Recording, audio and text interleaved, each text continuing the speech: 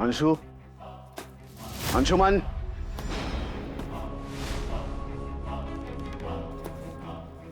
अंशुमन,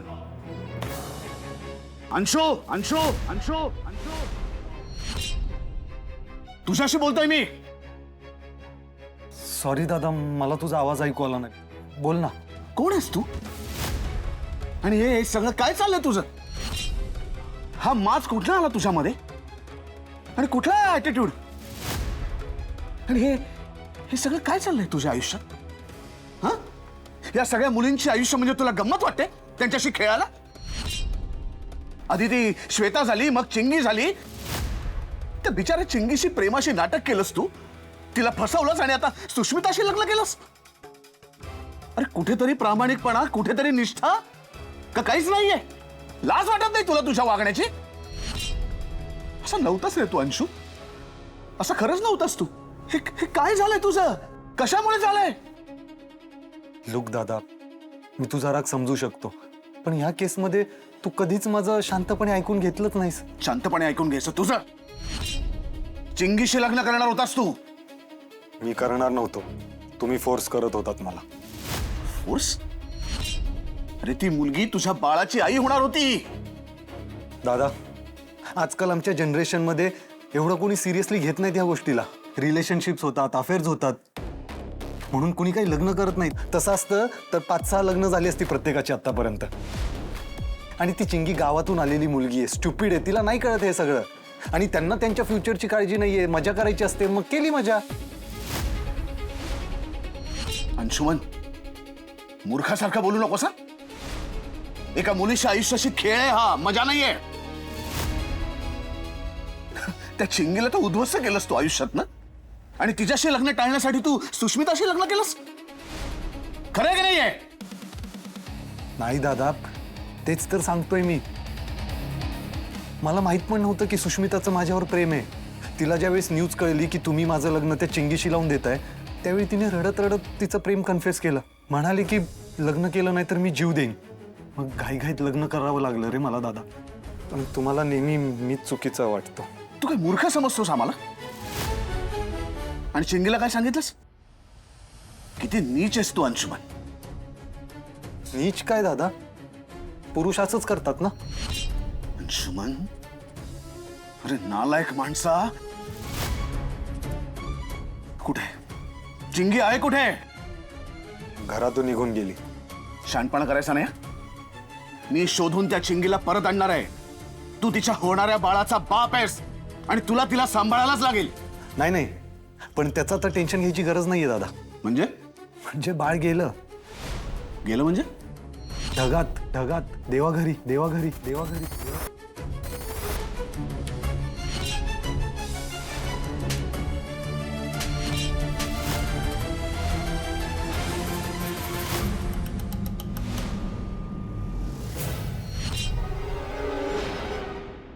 मी सज्ञान, ताई सावत्र. अजून काय होतं? स्वानंदीचं एकटीचं सुख. हा हा हा, तिला एकटीलाच मजेत राहायचंय.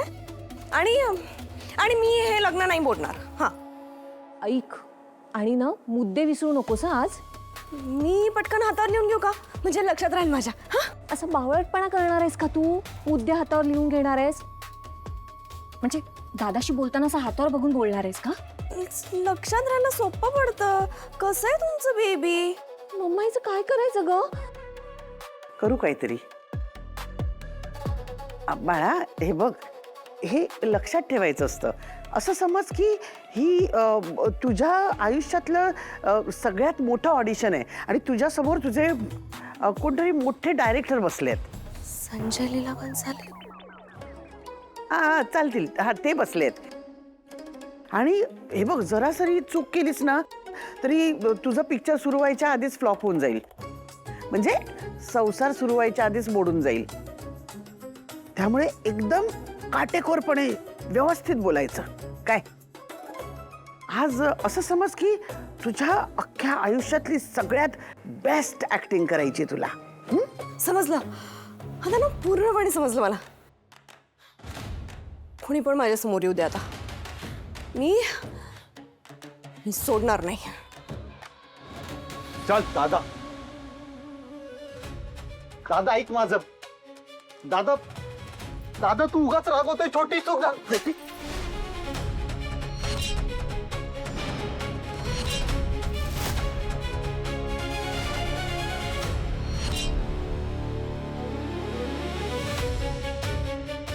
दादा प्लीज माझ्या बायको समोर मला मारू नकोस.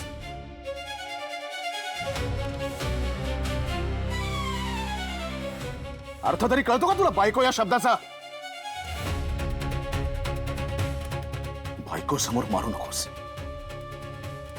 नवरा बायको हे अत्यंत पवित्र नातं असतं अंशुमन. आयुष्यभर आपण एकमेकांबरोबर राहावं यासाठी ते दोघं प्रयत्न करतात, झटतात. आपलं नातं अजून अजून घट्ट व्हावं यासाठी झटतात. त्या नात्यात एक सौंदर्य असतं, समोरच्याचं मन जपायचं असतं. पण तुला त्यातलं काही नकोय. तुला घ्यायचा आहे तो फक्त उपभोग. अंशुमन, एक स्त्री, तिच्या भावना, तिचं स्वप्न, तिचं मन या सगळ्याबरोबर तुला फक्त अय्याशी करायची.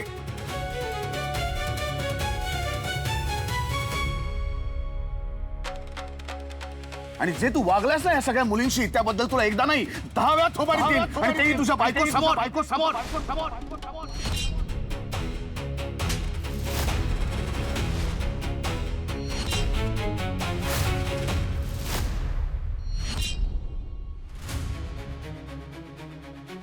तुम्ही अंशुमनला काही बोलू नका, माझ्याशी बोला. मी सांगते सगळं. अंशुमन, तुला कळत नाहीये सुष्मिता, या माणसाशी लग्न करून तू आयुष्यातली केवढी मोठी चूक केलीस. माझा भाऊ असून सुद्धा मी तुला हे सांगतोय, हा मुलगा अजिबात लोकांशी चांगला वागत नाही. शिक्षण नाही, काम करत नाही, बायकांबद्दल कुठल्याही प्रकारचा आदर मनात नाही, काही करत नाही. तुला माहितीये, काही दिवसांपूर्वी त्यांनी माझ्या ऑफिसमधल्या एका मुलीला ब्लॅकमेल करायचा प्रयत्न केला होता. तिने त्याच्या विकृत मागण्या पूर्ण कराव्या म्हणून. त्यानंतर मी त्याच्या ऑफिसला येणं बंद केलं, तरी सुद्धा त्यातनं त्यांनी काहीही धडा घेतला नाही. त्यांनी त्या चिंगीला आपल्या जाळ्यात ओढलं. अगं, जन्मभराचा ट्रॉमा देऊन ठेवला त्या पोरीला त्यांनी.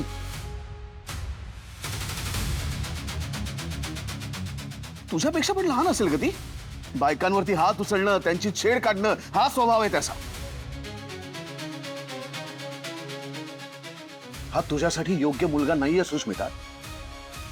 खरं तर याची लायकीच नाहीये कोणाच्याही आयुष्यात जोडीदार म्हणून येण्याची. सुष्मिता, तुझ्या समोर ना अख्खं आयुष्य पडलंय.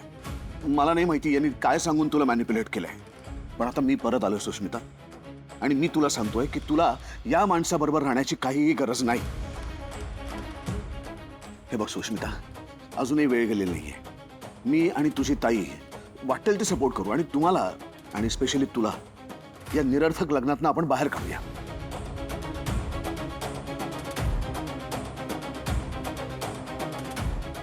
तू तुझ्या घरी जा सुष्मिता, परत सगळं ठीक होईल. नाही, मी माझ्या घरी नाही जाऊ शकत, कारण मी या घरातली डॉटर इन लॉ आहे ना. मी कशी जाऊ?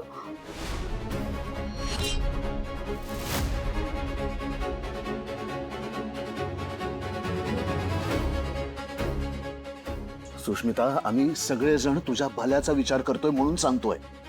तू लहान आहेस ग खूप. तुझं अख्खं आयुष्य पडलं तुझ्या समोर. वयाचाच मुद्दा आहे ना, वयाचाच मुद्दा आहे ना. नाही, थांबा. मी नाहीये लहान. हे बघा, हे माझं आयडी. काय लिहिली डेट ऑफ बर्थ? तर या डेट ऑफ बर्थ नुसार माझं एज 21 आहे.